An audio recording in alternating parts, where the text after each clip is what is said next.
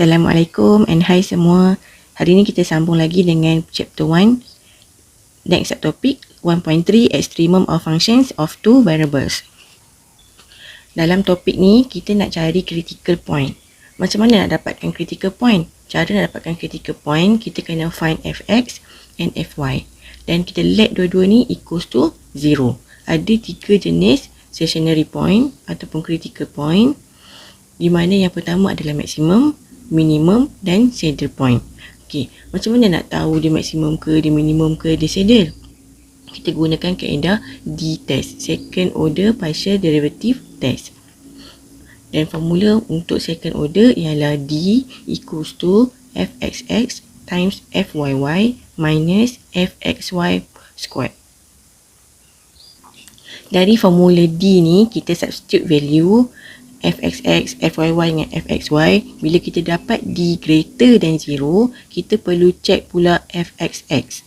Kalau kita substitute dan kita dapat answer fxx greater than 0 juga, D greater, fxx greater, so kita akan dapat jawapan minimum point. Tapi kalau kita solve, kita dapat D greater than 0 dan kita solve fxx dapat less than 0, so maksudnya dia maximum point exist. Tapi kalau kita solve D tu dapat less than 0, okay, terus point tu jadi saddle point. Tak perlu lagi dah check fxx. And last, bila D tu equals to 0, so automatic test fail. Yang perlu check fxx ni hanya bila dapat D greater than 0. Yang pertama, find all the stationary points for the function fxy and then determine their nature by using second order partial derivative test. Okay, kita nak cari stationary points dulu. Stationary points ni sama dengan critical points. Cara nak cari stationary point ataupun critical point, first kita kena differentiate dulu respect to x. Kita akan dapat answer 2xy minus 2y. Then kita kena find pula fy. Differentiate respect to y, kita akan dapat x square minus 2x plus 4y minus 15. Okay, step kedua kita kena let dua-dua ni equals to 0. Kenapa kita kena let equals to 0? Sebabnya kita nak cari nilai x dengan y tu. Nak solve. Okay. So, saya divide by 2. Akan dapat xy minus y equals to 0. Factorizekan y. Dan kita akan dapat answer y equals to 0. X equals to 1. Sebelah sini, kita tak boleh nak solve. Tak ada apa-apa. Tapi kita dah ada nilai x, y equals to 0 dengan x equals to 1. So, kita sub masuk. When y equals to 0, kita masukkan dalam function fy. So, x square minus 2x plus 4 times 0 habis. So, tinggal minus 15. Then, kita factorize. So, kita dapat dua nilai x. Negative 3 and 5. Okay. Next, kita cari pula when x equals to 1. So, kita masukkan dalam fy. 1 square minus 2 times 1 plus 4y minus 15 equals to 0. Then for y kita akan dapat answer 16. Then y equals to 4. Dah dapat value x and y, kita wajib conclude balik. Mesti tulis ada 1 marks kat sini. The stationary points are, kita ambil semua value x and y yang ada. First, when y equals to 0, ada dua nilai x. So, x yang pertama negative 3, 0. And 5, 0. Dan point yang ketiga, kita ada x equals to 1, y equals to 4. So, 1, 4. So, ada 3 stationary points. Dan kita kena check pula. Tiga point kita ni, apa dia punya nature? Maksimum ke, minimum ke, saddle? Nak check dia punya nature, kita gunakan formula D-test. D equals to fxx times fyy minus fxy square. Okay, sebelum nak cari D-test, kita kena find dulu fxx, fyy dengan fxy. Okay, fxx kita differentiate again. Kita akan dapat answer 2y. fyy differentiate again. Kita akan dapat answer direct 4. And last kita find fxy. Daripada fx, cari fxy. We get 2x minus 2. Okay, then kita start masuk dalam D test. Fxx 2y, fyy 4 minus 2x minus 2 square. So saya simplify, we get 8y minus 2x minus 2 square. Okay, kita ada 3 point, so kena check setiap satu point tu. First at point -3, 0. So D test kita masukkan -3, 0 dalam D. So 8 times 0 minus 2 times -3 minus 2 square. Dan kita solve, kita dapat answer -64. -64 is less than 0. So tak perlu check fxx sebab dia dah memang less than 0. Kita tengok lagi. At point 5, 0. Kita sub masuk dalam D.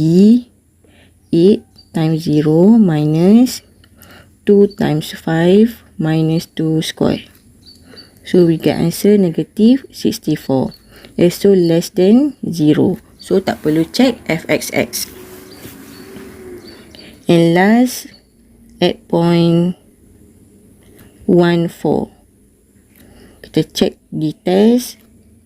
8 times y is 4 minus 2 times 1 minus 2 square.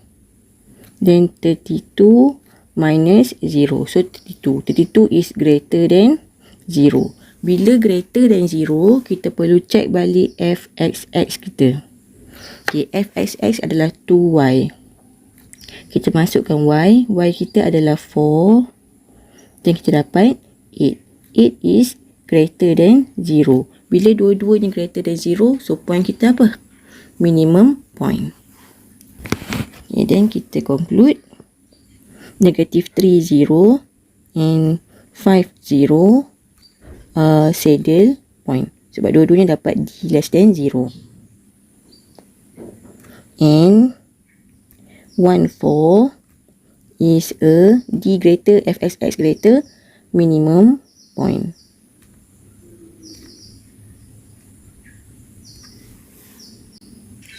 Sekarang kita tengok dari segi soalan application pula. Soalan application biasanya melibatkan profit, cost and revenue. Sama macam kamu belajar masa SEM 1. Okay, next question. The yearly profit, dia dah given profit function where x is the number of type P and y is the number of type Q. Both clock in thousands. Okay, first question, calculate the quantities of each type of clock. Okay, kita nak cari nilai X and Y untuk setiap clock tu. So, X untuk clock P, Y untuk clock Q. Okay, nak cari X and Y, kita kena gunakan pi sebab dia nak maximum profit. Quantity yang menyebabkan maximum profit. So, kena cari profit dulu. Profit dah ada.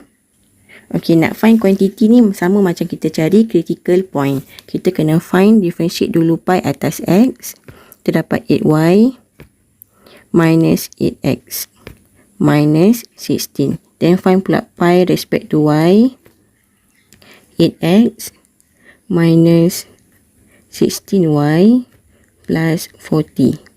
Then nak find x and y, kita kena let dua-dua ni equals to 0. Then kita simplify. First ni divide by 8. So y minus x equals to 2. Y equals to 2 plus x.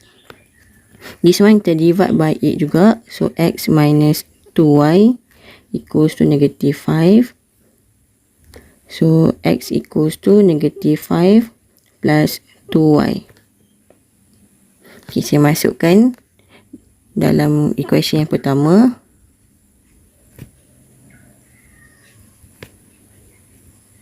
So, y akan dapat -3 negative y. So, y equals to 3.